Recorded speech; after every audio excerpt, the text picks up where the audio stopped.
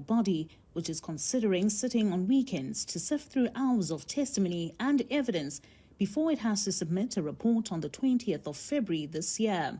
However, its work may be incomplete without O'Sullivan's testimony, and it's now considering a supplementary report for when it can secure his attendance.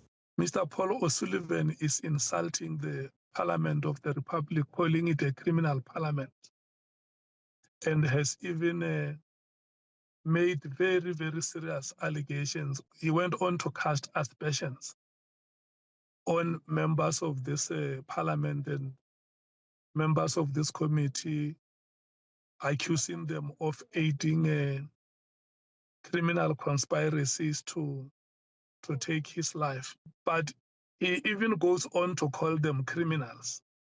But O'Sullivan previously outlined security concerns as one of the contributing factors for why